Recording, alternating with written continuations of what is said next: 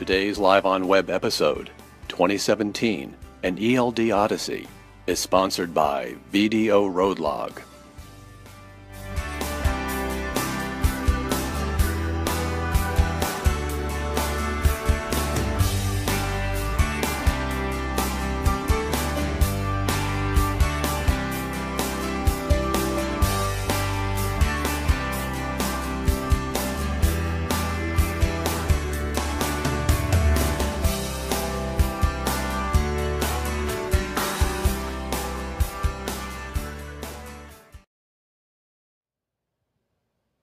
Hello, and welcome to 2017 and ELD Odyssey. I'm Seth Clevenger, Technology Editor at Transport Topics. In today's LiveOnWeb program, we're going to tackle some of the most pressing questions concerning the rapidly approaching federal mandate of electronic logging devices, or ELDs. How will this regulation change the trucking industry? What steps will fleets and drivers need to take as they move from paper to electronic logs? How will the trucking technology market evolve? How will the mandate affect freight capacity and driver productivity? And what do you need to do to prepare? We're now just 12 months away from the ELD compliance date of December 18th, 2017, and the clock is ticking.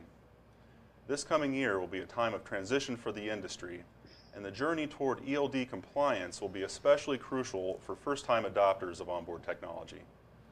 Nearly all carriers whose drivers currently are required to keep paper logs to record their hours of service will need to install ELDs in their trucks during this time frame. While these devices won't be quite as sophisticated as HAL 9000, they must meet the technical specifications outlined in the final ELD rule, published late last year by the Federal Motor Carrier Safety Administration. To help us unpack all of this, I'm pleased to welcome several guests to the program.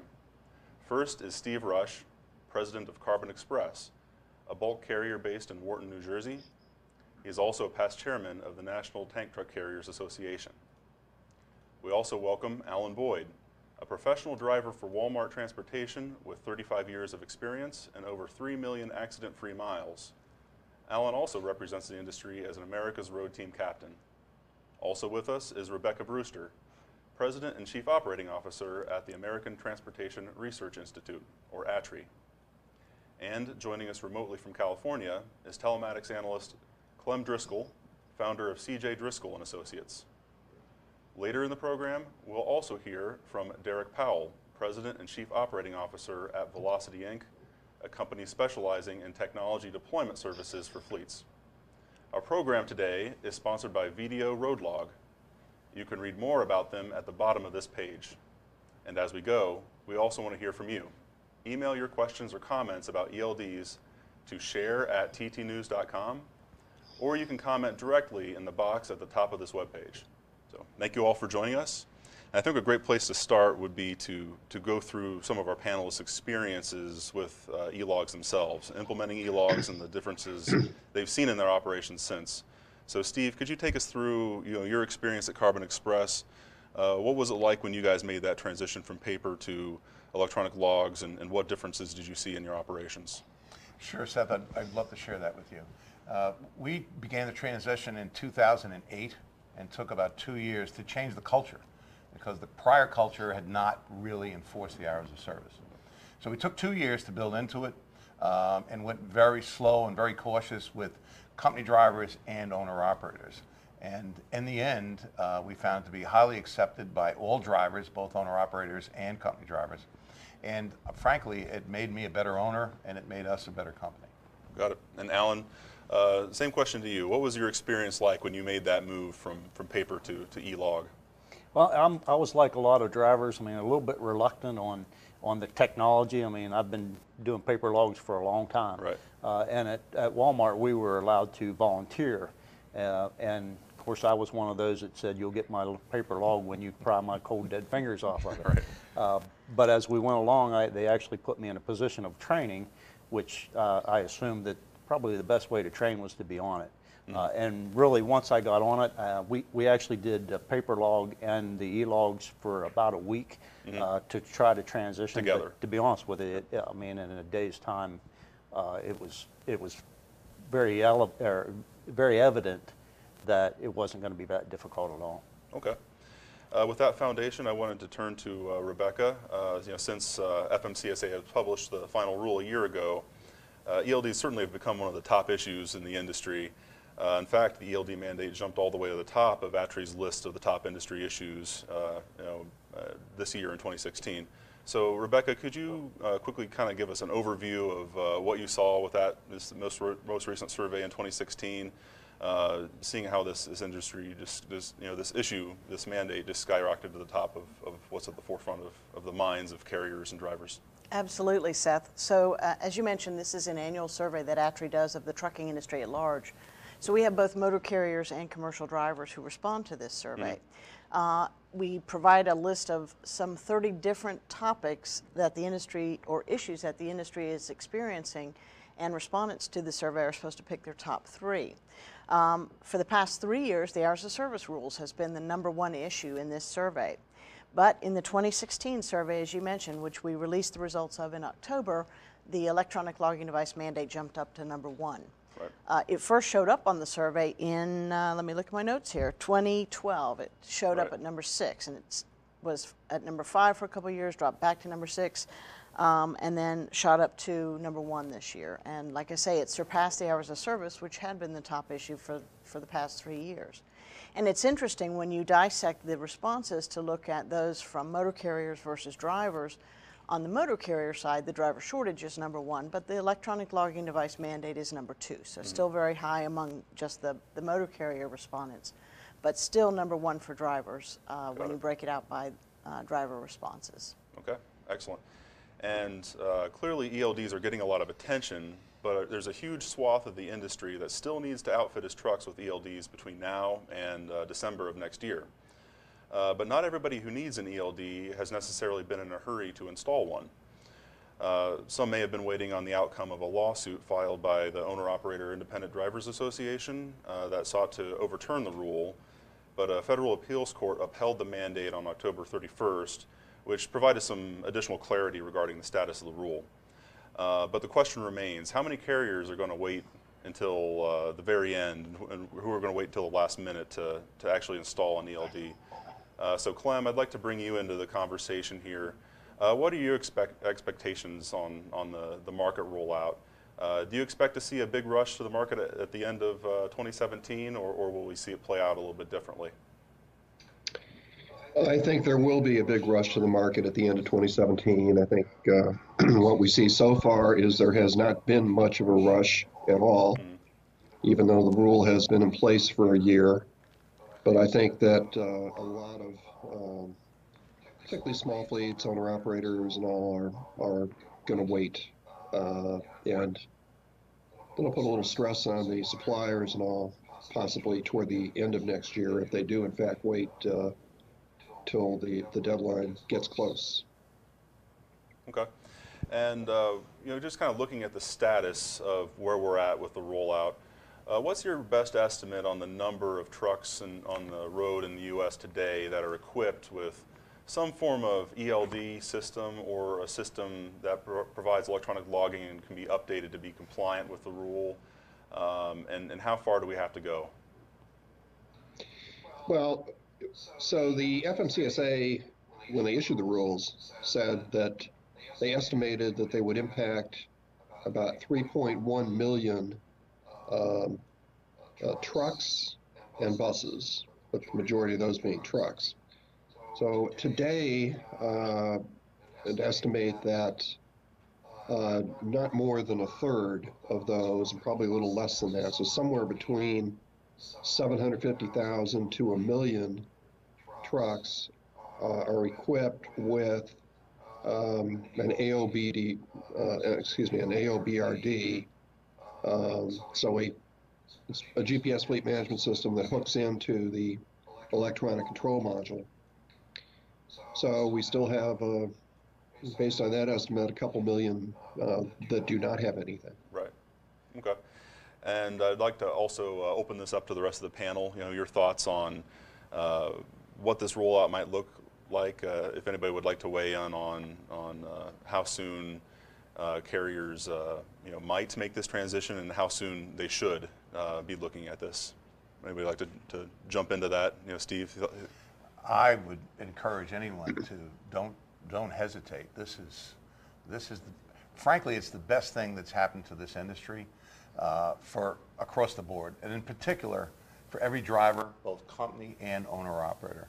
My life lessons combined with electronic logs have told me the errors of my way, because prior to going to electronic logs, I just fixed the paper accordingly, and that was wrong. So it's a significant safety factor. We've learned all kinds of lessons. I would encourage anyone that doesn't have them yet to get out there today and find out how to get this done. Okay. And Alan, anything to add to that? You know. Yeah, I mean, it's the fear of the unknown. I mean, and really, let's face it, we're in the technology age. We need to be there.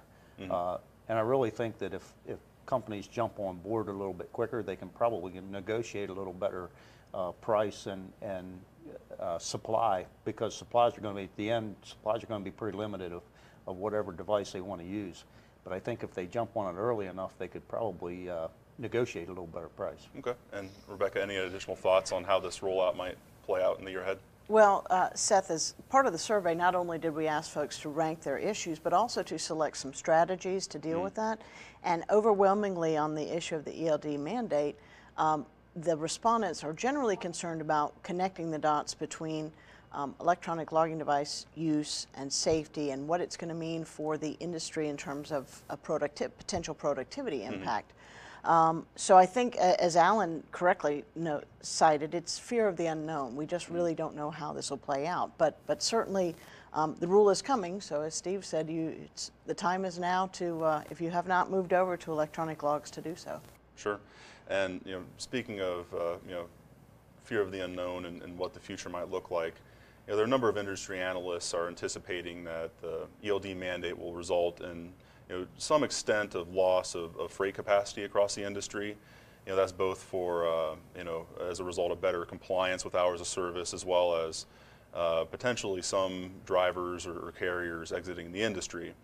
So I wanted to ask our panelists, do you guys see a meaningful reduction in freight capacity coming? Are we going to see perhaps in the order of 5% reduction of capacity, or how do you see that shaken out, Steve?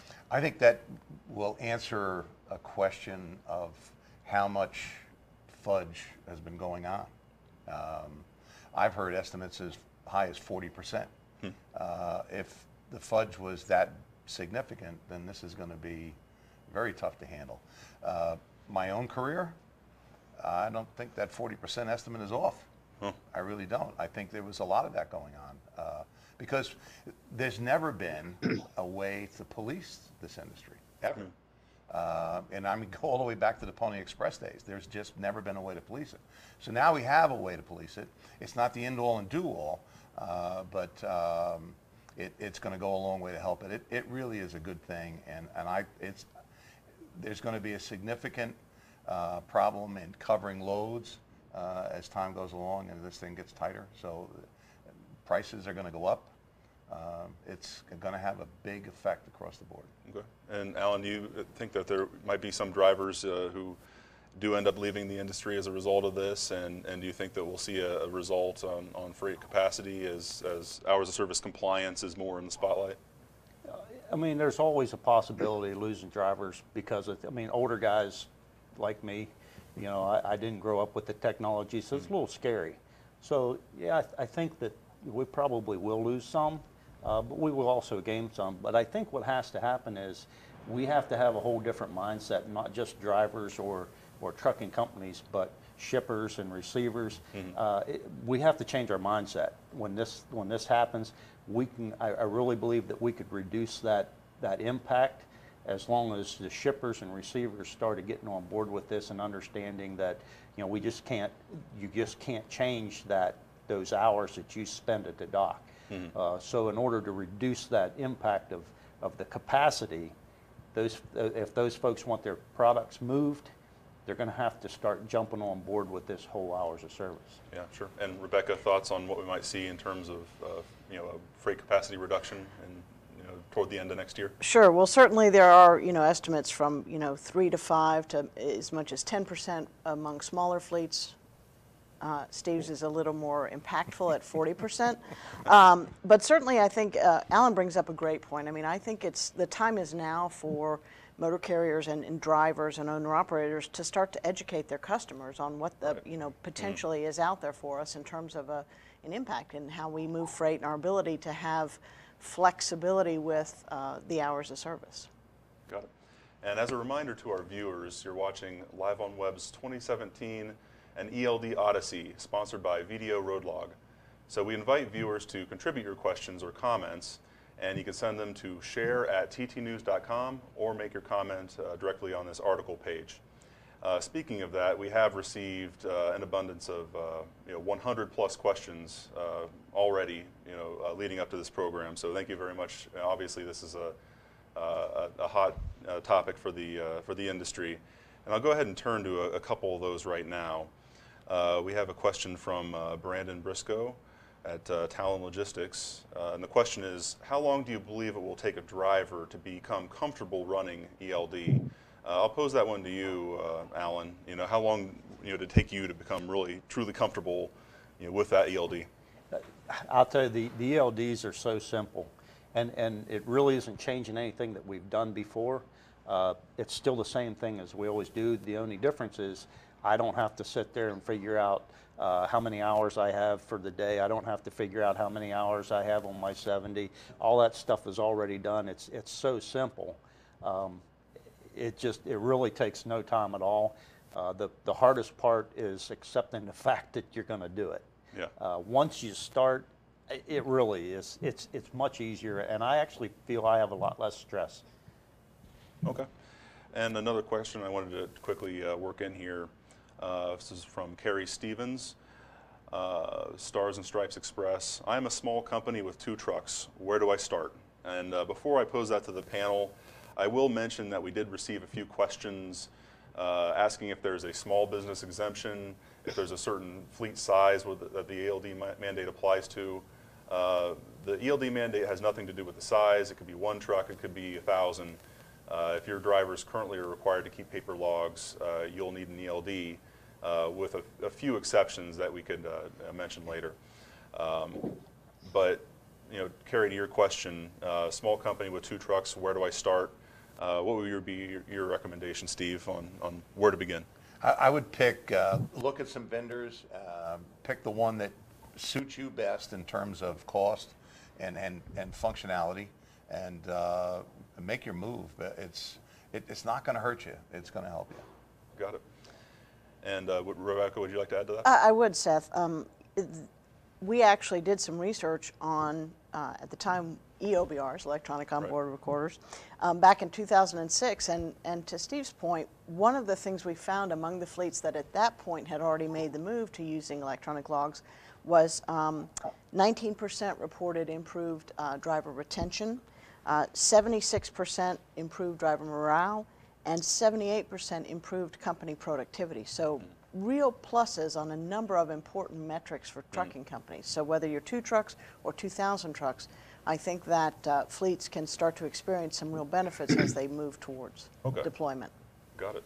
And that's not to mention, many of the other features, whether it be, in-cab navigation, mobile communications, various other features that many of these devices can provide, in addition to electronic logs. Next up, I would like to play back a video that I recorded with Derek Powell, who's President and Chief Operating Officer at Velocity Inc. They specialize in technology deployment services, and I think he can provide some more insight on the ongoing ELD rollout. So let's go ahead and play the audio clip from that interview. And joining me is Derek Powell, President and Chief Operating Officer at Velocity, a company that specializes in technology deployments for fleets. And clearly, with the ELD mandate quickly approaching, we're going to see a massive rollout of technology across the industry within the next 12 months. And Derek, can you maybe take us through and give us your overall assessment on just how challenging this task is going to be for the industry? Oh, hi, Seth. Thanks for asking me to join today. It's a pleasure to speak with you. With 371 days left before the initial December 18th, 2017 date hits, it's going to be a challenge for sure. Good news is the severity of that challenge can be managed. I mean, we've got about a year to go before the initial date. Recommendation would be if they haven't started already, it's time. There's time to work with here, but every day we miss is going to be a bigger challenge all the way from hardware through implementation. And a lot of fleets are in the same boat. So in order to avoid bottlenecks, getting on it now would be the best recommendation anyone could give. And the challenge will be manageable, provided that fleets get going soon. Got it. And what's your assessment of where the industry stands right now in this rollout? I mean, think about all the trucks on the road that need to have ELDs. What percentage of them have a device in the cab right now that is capable of performing the electronic logging duties mandated by the rule? Yeah, it's difficult to say. I wouldn't want to put too fine a point on it, just because there are a lot of opinions about that. I would probably characterize it that from our view, as an independent deployment support provider covering a lot of the industry, I would say from the larger fleet perspective, let's say those with 200 to 300 trucks or more, I think implementation is deep. When you consider those that have already implemented an ELD system or are in the midst of implementing, so they have a project plan, they know their timing's going to hit a date. Those that were already AOBR, right? So we've got fleets that obviously have the extra 2 years on the back end of the end of 2017 date. So I think penetration is pretty big there.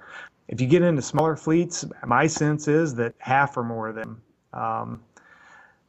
certainly haven't implemented and may not even have a plan or even the thought of a plan. And so those would really be the concerns. And if you think about the percentage of the market that makes up, it's really significant. And they've got to think about not only the fact that it's a mandate and implementation has to be done, but supplier mandates from shippers are going to be impacting them if they haven't already. So it's time to get moving for sure. Got it. And would you say that the industry, or at least parts of the industry, are behind schedule on this, or do you think that we're still in a pretty good position now, about 12 months out? I think it depends on a lot of factors. The size of the fleet, the complexity, what level of integration they might want to do with back-end systems, or a lot of factors there. And there are other roadblocks and impacts and hurdles that are going to come up that fleets haven't considered. There are supply chain concerns. The closer you get to a date based on a finite supply to some degree, the bigger that challenge is going to be. So I think as a general rule for any fleet that doesn't have an implementation completed or doesn't have a plan in place that they're executing towards, I think it would be healthy to consider themselves behind the ball a little bit at this point. Well, Derek made the point that if you don't have a plan in place now, you're already behind. And I do want to get our panel's thoughts on that. And I'll start with you, Clem. For those who are still looking at this, still getting ready to come up with a plan, do you feel that they are indeed behind at this point? And what about the industry as a whole? Is the industry on track, or is the industry behind on this rollout of ELDs across the nation's fleet?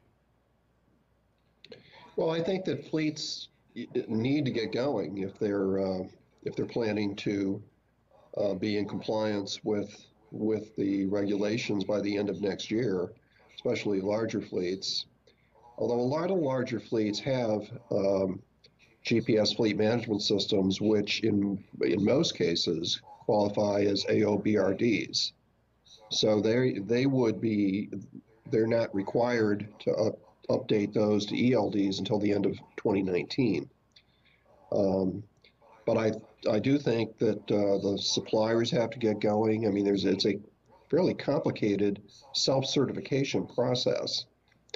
But I think we're going to see a lot of AOBRDs deployed next year. Okay. Because the ELD mandate is a 500-page document, fairly complex. AOBRD requirements are somewhat simpler, and if you can deploy AOBRDs that are upgradable over the air to ELDs, that buys you 2 more years. Okay. And to help our audience who might not be familiar with all the terms, AOBRD is automatic onboard recorder. That refers to most of the devices, onboard devices that are available today. Many of your fleets already have it installed. You have an extra 2 years under the rule to get compliant with the specific specifications outlined in the ELD rule. So if you're an early adopter, that's the benefit that you get. You've already made this transition most of the way, and you have an extra 2 years to complete the task. I did want to pull in the rest of the panel here. Any additional thoughts on where you think the industry as a whole stands? Do you feel the industry is on track still, or are we behind? What's your assessment to the panel, if anybody would like to take that? Steve, do you have a sense of what's happening out there? Some of your peers, do you think that they're aware of this, or is there still a lot of maybe misunderstanding or even a lack of attention to this at this point? Well, I can give you my own kind of survey.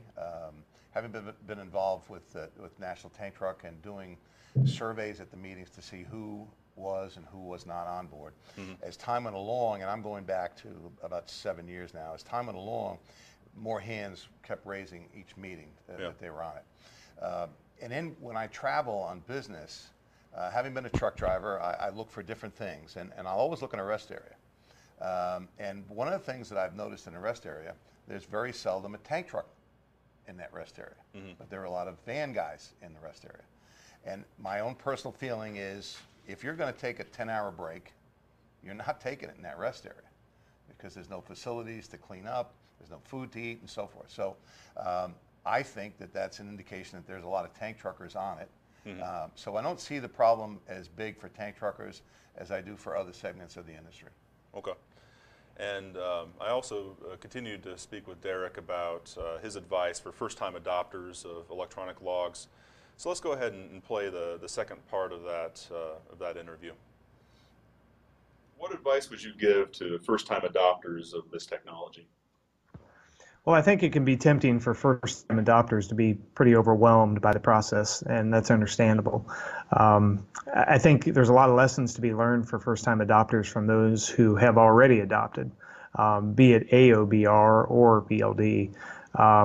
And I guess I would use the expression that sometimes you can't see the forest for the trees, and we see this happen with fleets where the trees may tell you that you're going to suffer driver losses and productivity losses, and that's understandable, but the forest might tell a different story, that if you can step back and look at it, the benefits to be gained from ELD adoption through improved safety, productivity, planning, ECM data leverage, et cetera, are really significant. So it's a mandate. It has to be enforced, has to be followed. So it's an opportunity, really, to look at the big picture and benefit from a lot of the successes that others have. I think that would be the biggest thing. Okay.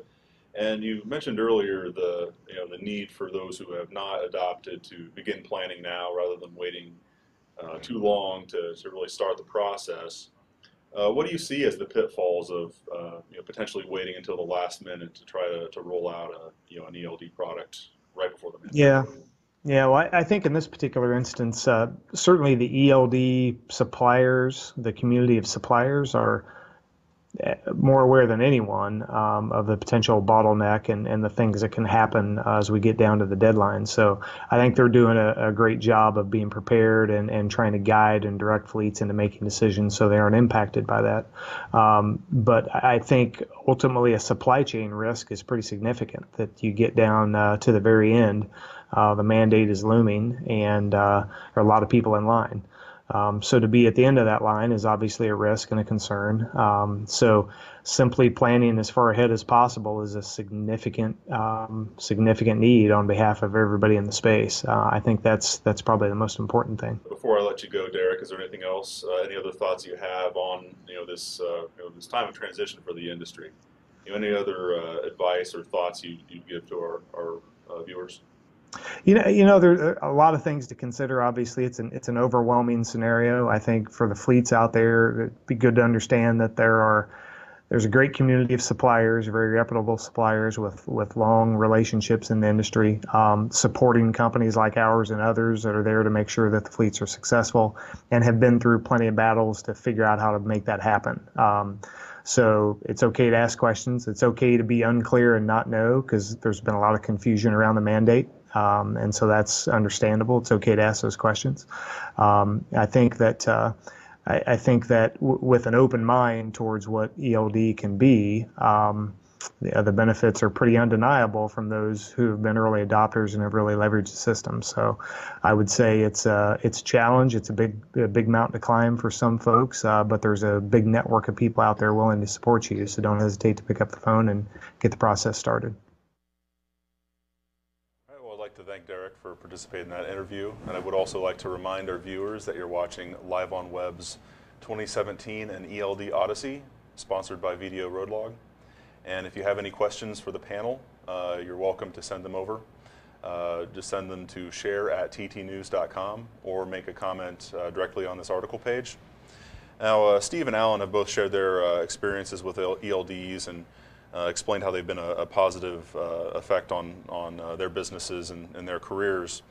But let's also address some of the opposition that we've seen out there. The rules in place, but as fleets look to their drivers, and maybe as they do a first-time rollout, they're going to encounter a lot of these skepticism, some drivers who may be concerned about it. And to get a flavor of that, I'm going to look to some of the public comments, some of the many public comments on ELDs that were filed to FMCSA. Many of them were filed both for and against the rule. But here are a couple skeptical comments from drivers. Here's one who says, "I will quit trucking when I'm made to put an onboard recorder in my truck. I am close enough to retire now. This will be the last straw." We have another who wrote, "I have run both paper and electronic. I went back to a company that runs paper. I don't need a babysitter." And here's one from a small carrier. "We are a small trucking company, surviving but barely.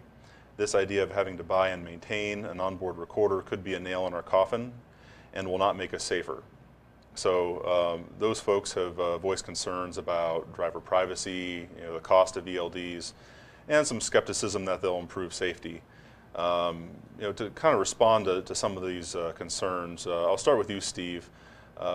What do you think about some of those comments, some of those concerns?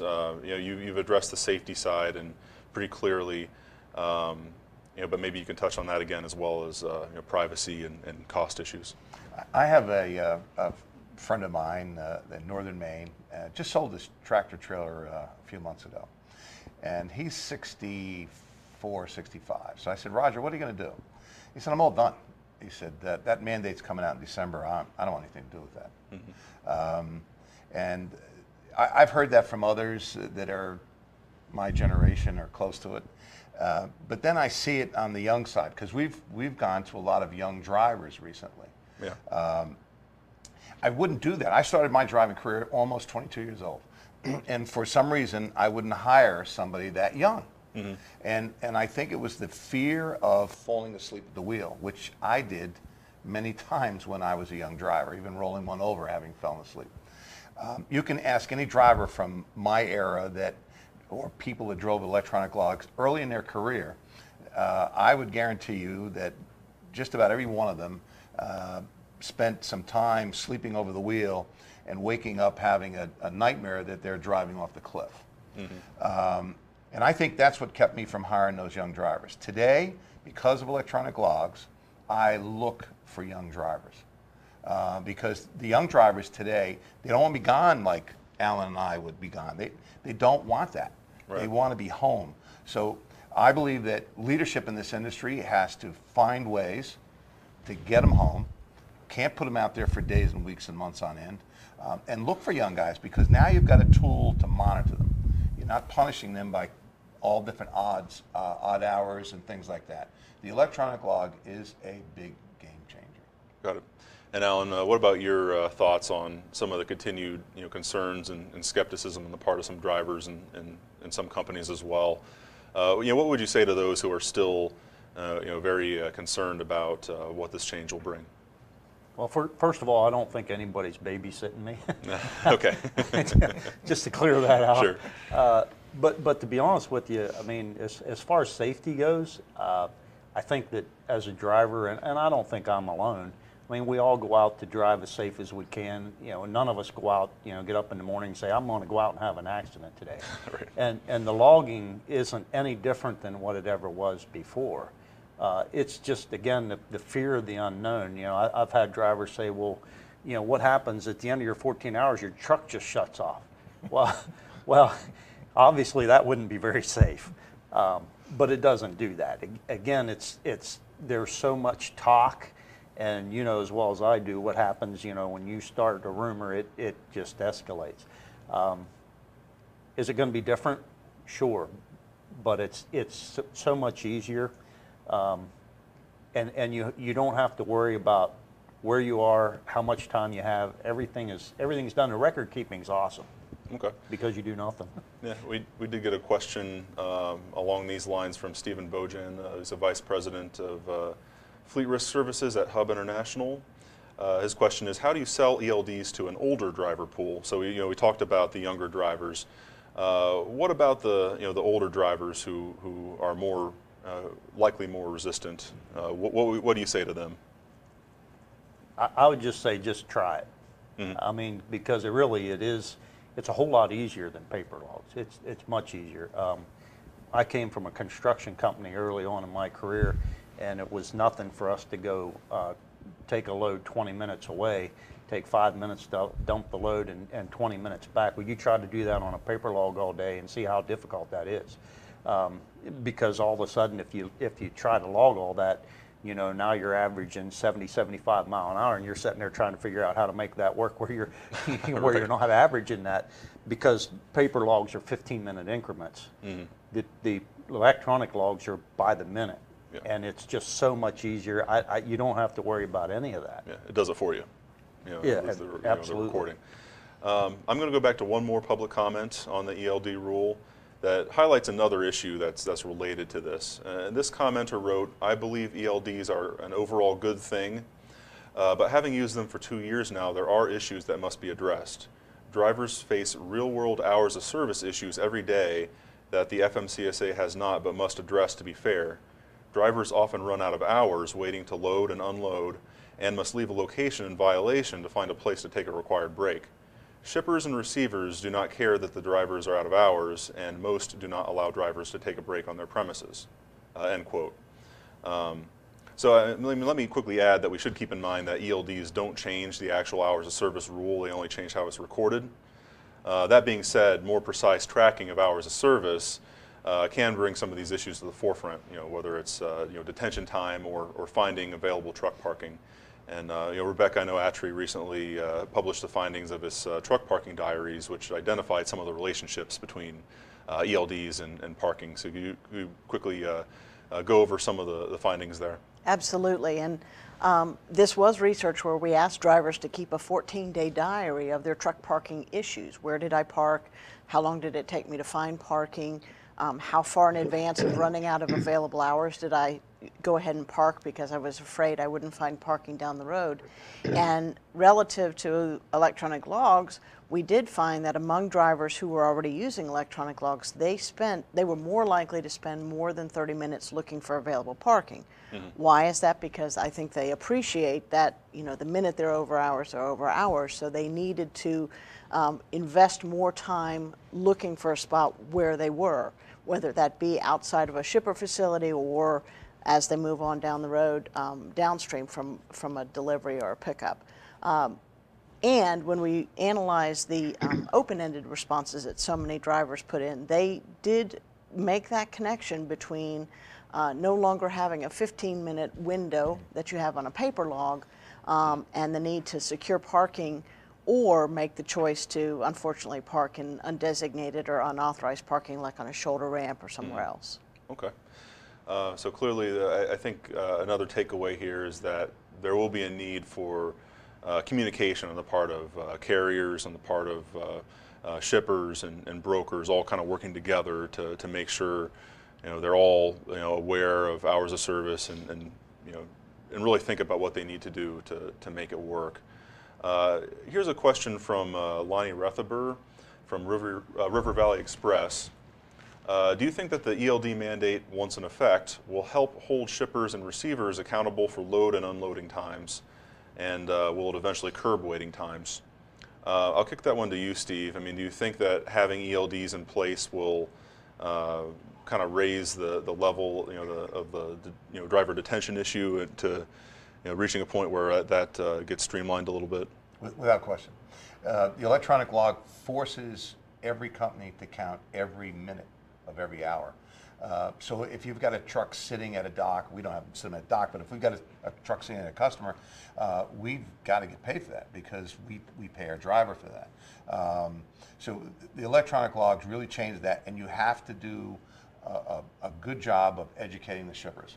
Good shippers want to listen to you because they want to know you're going to be there for them. So you've got to constantly talk to them and let them know, look, the driver only has so many hours. He's got to get out of there. We've got to keep them legal. And we found customers that do listen to that. Okay. Any additional thoughts on that, Alan? Sort of how the ELDs would affect the relationship between the carrier and the shipper kind of working together? Yeah, and again, as I said before, I think it's just everybody has to have a change of mindset, because you can't, and I don't think that initially the shippers might not be on board with it, but as they go along and they start realizing that they aren't having the trucks come in to haul that stuff out because of the 14 hours and that's it, I think that they'll start catching on to that whole issue that, hey, look, I want my product shipped. So if I need to get it shipped, I need to make sure there are trucks here that have available hours, and so I need to make sure that I keep them off my dock. And again, it's a change of mindset for everybody. Okay. And now, when you consider how many devices still will need to be deployed to comply with the ELD mandate, it should be no surprise that we've seen an explosion of vendors in the market, jumping in ahead of the mandate. A lot of technology companies and a lot of the new products are aimed at basically just achieving compliance with the mandate at a low cost. Some of these are using smartphones and tablets in conjunction with a device in the cab. And of course the more traditional systems use onboard recorders and often fixed mount displays in the cab that many of the larger fleets have been using for years. So carriers will still be able to select from a large menu of ELD systems from a variety of vendors. And Clem, I'd like to get your thoughts on just how the ELD market has changed and how this mandate has changed transportation technology as carriers and vendors prepare for this mandate. Well, I think Seth, as you said, there are a lot of new players coming in to the field to try to take advantage of what's expected to be a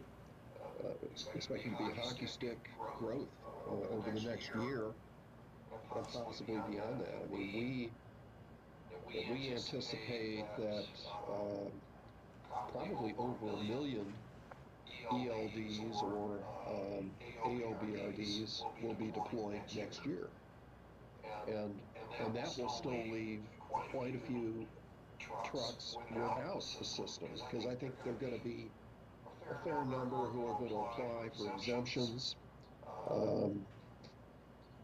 Maybe shortages of, if everybody waits until the fourth quarter next year, I don't think suppliers will be able to keep up with the demand, except possibly with very basic solutions such as bring your own device and a plug-in to the ECM and a wireless connection, Bluetooth or Wi-Fi.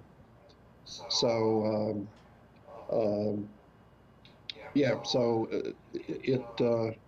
I think there will be a lot of demand next year. I think that demand will continue. There could be delays. I'm not sure that public safety is fully prepared on their end to deal with the ELD situation, and whether they can prepare over the next year is still a question. Okay, and Clem, you raise an interesting point on the enforcement side. And I got a question from Mike Kelly, who's VP of External Affairs at YRC. What will the hours of service ELD compliance landscape look like for motor carriers and highway patrol officers on December 18th, 2017, or shortly thereafter? So, the question really gets at, how prepared will fleets be? How prepared will law enforcement be? Thoughts from the panel on the other side of the equation with law enforcement and the training that needs to happen there. Steve, are you confident that they'll be ready, or are you concerned at all that there needs to be a learning process on that side too? I've thought about that often because what we've seen, as soon as we put the flag on our truck that we carry electronic logs, we kind of get waved through. Yeah. I've even heard rumors that some carriers don't want the electronic logs, but they put the sticker on there. However, if that's true or not, I don't know. But that just tells me that perhaps there's something missing on the enforcement side, and I hope that they then get up to speed, because this is so critical for our industry. It's going to give our integrity back. This industry, forever it's been thought of, well, if you want to hear a story about why something's not there, just call a trucker, because he'll give you all kinds of stories. We need to get rid of that. Yeah. And this whole process will change that. I really believe that. Okay. And Rebecca, do you have some thoughts on this? It's interesting because, on the one hand, an enforcement officer may wave you by because they assume you're compliant because of that sticker that says you're using electronic log. But the other side of that is they may be waving you along because they are uncomfortable potentially having to look at and audit your hours based on that electronic log. So there's no question that there's going to need to be a lot of education and training on the part of enforcement personnel through organizations like the Commercial Vehicle Safety Alliance to make sure that everyone is generally comfortable doing what they need to do in terms of auditing logs when they're doing it roadside on an electronic log. Okay.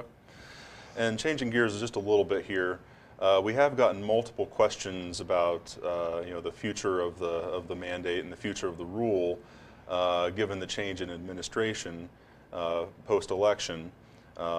Folks are wondering if the rule might be delayed or repealed under the incoming Trump administration. I'll quickly add to that. I'll bring the panelists in, but I think it's important to keep in mind that this wasn't just a FMCSA regulatory action.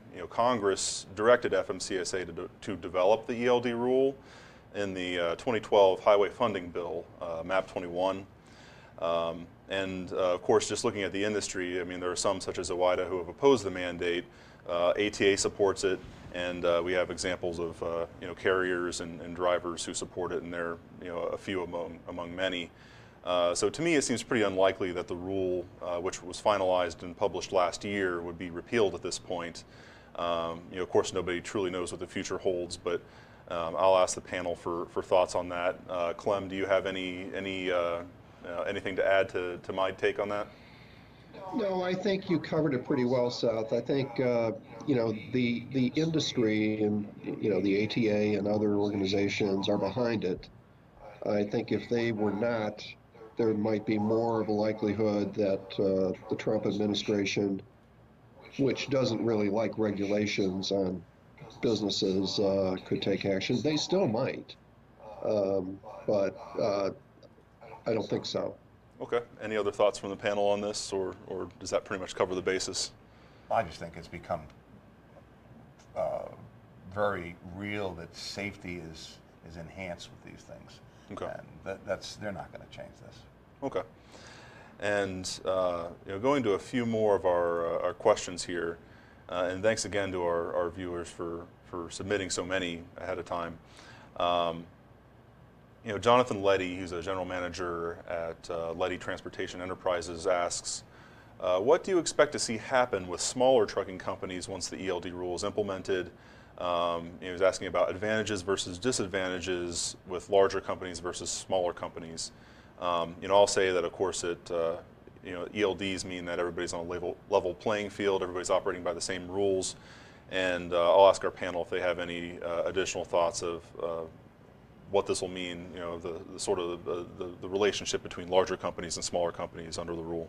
Well, I think I'm qualified to answer that one, because When I started with electronic logs, we had 27 or 28 trucks. We now have 55. So it hasn't slowed us down, it's enhanced us. Okay. Please don't be afraid of this thing. It is a good thing. All right, any other thoughts from the panel on what the operating environment will look like for small companies?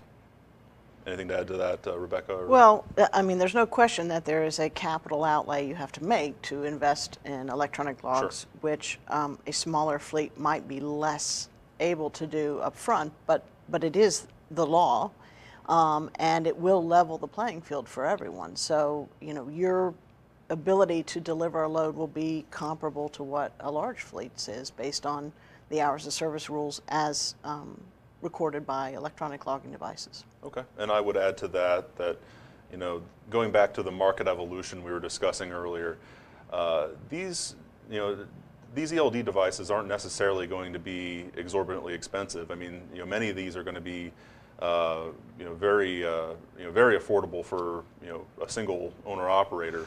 It really just depends on what you want to do. I mean, if you want something that's very basic that simply complies with the rule, there will be some basic options available.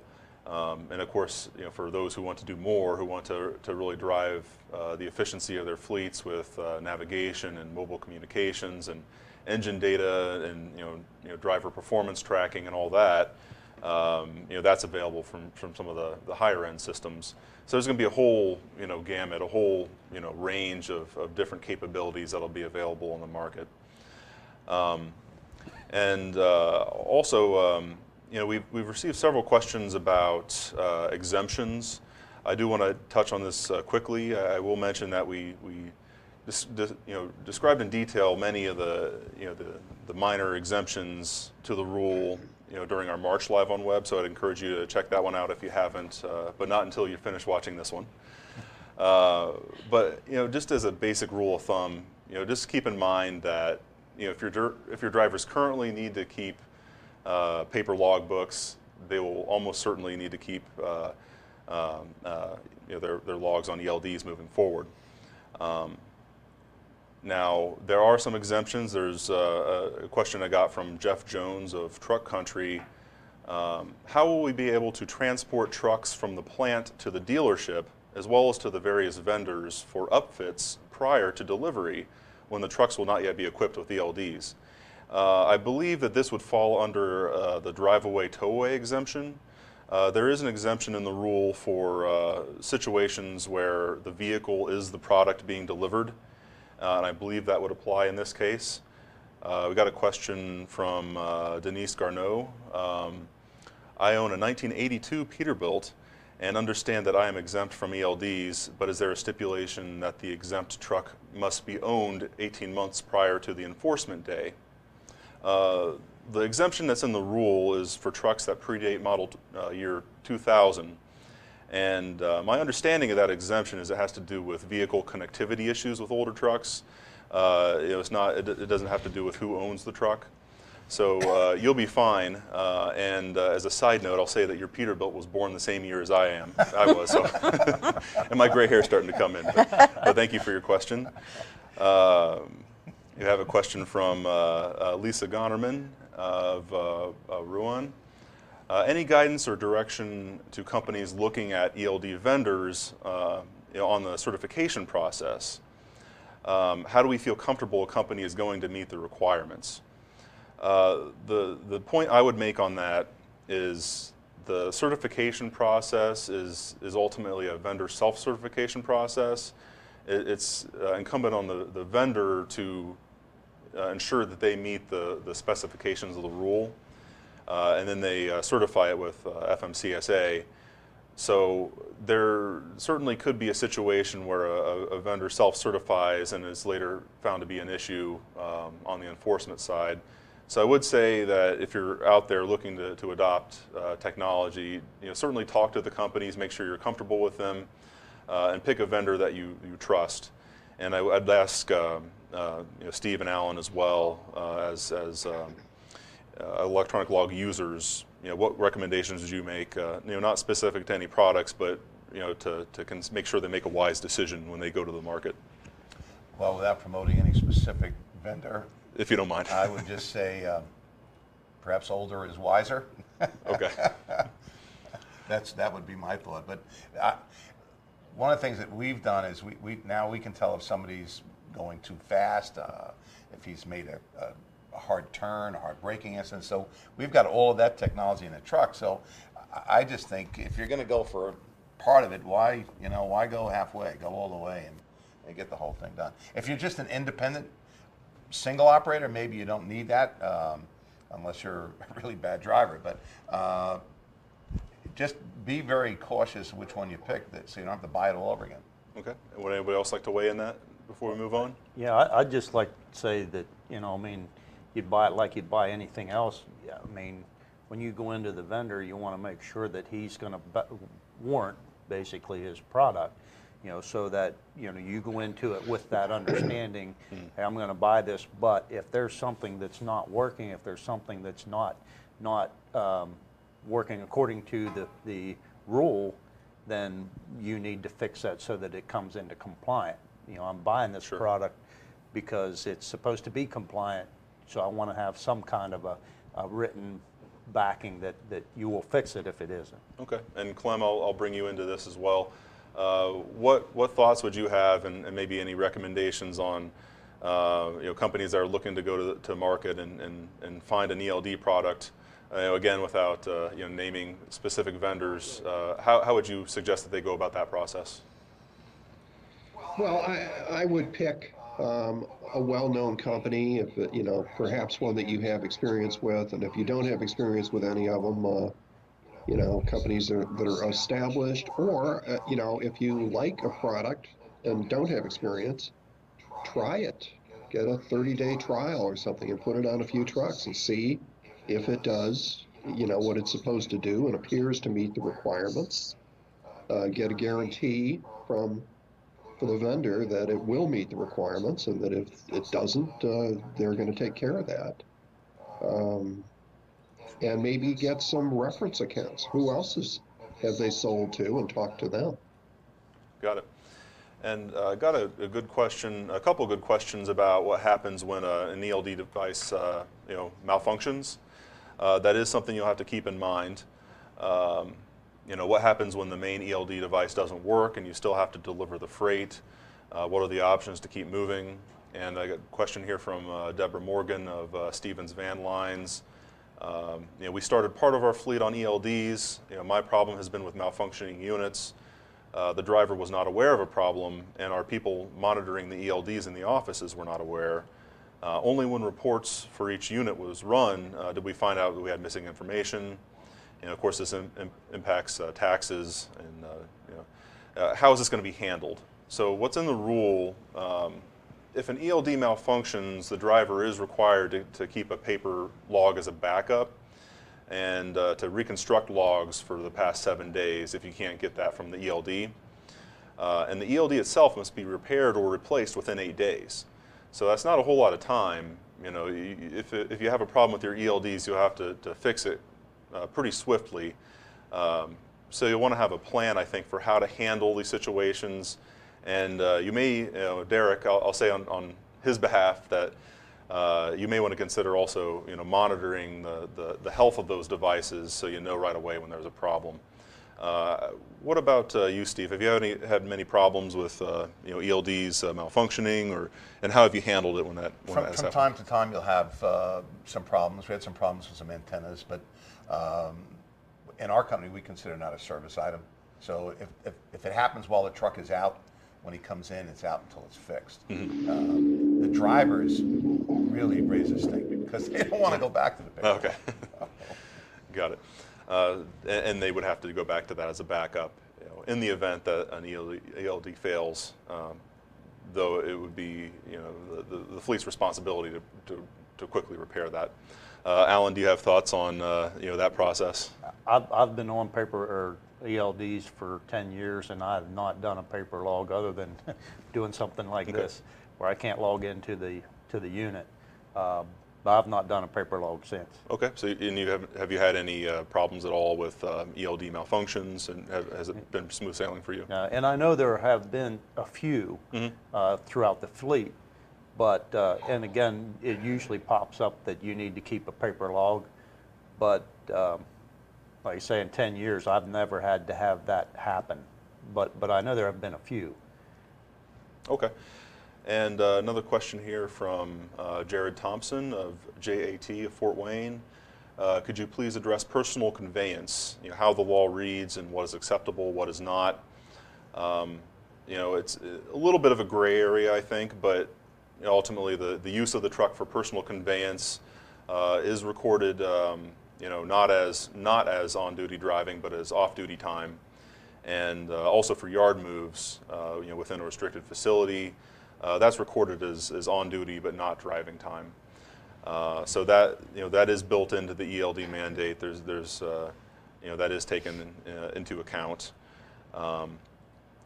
And now that we've answered most of those questions about the exemptions to the rule, I will also add that there's an exemption for short haul. I mean, if you're currently operating under the 100, 150 air mile radius exemptions, or if you keep paper logs no more than 8 out of 30 days, in those cases you won't need an ELD. But if you don't fit under any of the exemptions we've described earlier, you'll need an ELD. Now that we're nearing the end here, I did want to go back to our panel for some final thoughts to share with our readers as they make these preparations for the ELD mandate and really try to wrap their heads around exactly what they need to do to get ready for it. So Steve, any kind of parting thoughts for our audience? When you first implement them, you're going to have some service problems. Your planning's got to change dramatically. Right after we did that change, we had a inspector come in for whatever reason, and when she was leaving, we said to her, what happens? The driver is 20 minutes away, half an hour wait, whatever. Can we move? No, she said, and she made it very plain. Plan better. Mm-hmm. And those were powerful words, and so it's taken us a significant amount of time to do this. So plan better, and then be aware of very creative drivers. Right. For example, we had one early on where the driver was running out of time 15 minutes before the terminal. Well, he made a phone call to his buddy who he knew had been home and said, "Hey, what's your ID so I can log me out and log you in and I get home?" So these are things that you go through, you learn, and right. You got to monitor them because you get in big trouble with that. Okay. Final thoughts on this big transition to ELDs, Alan. What would you like to leave our viewers with? Well, probably the hardest part about it for a driver is planning the end of your day. And what I've found is I usually have 3 different points, so that if I get to my first point, if I still have time, I can get to the second point. If I still have time, I can get to the third point. It's a lot more of a planning your end of your day. But the bottom line is technology's here. The old saying, if stationary is imaginary, if you're not moving forward, you're falling behind. So, I mean, it's here. The only thing is we just have to embrace it and make it work the best we can.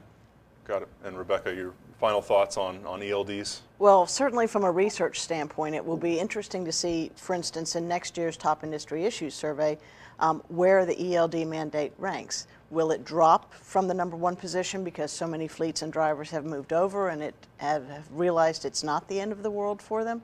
Or will there be this collective panic among those who have not deployed yet that, oh my gosh, now we're really up against the wall, and it stays in a high position? So that's one point.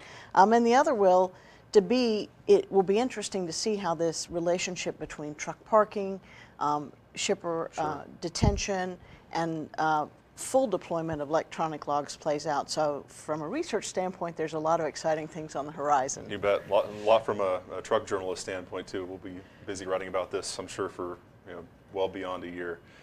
Clem, any final thoughts you have on the subject? Yeah, I would suggest to trucking fleets that they not wait too long to look into the various vendors that are available. Don't wait till the 4th quarter of next year. There'll be a lot of choices, and you want to have enough time to make a good choice. I mean, there'll be very low-cost solutions, but they may have drawbacks.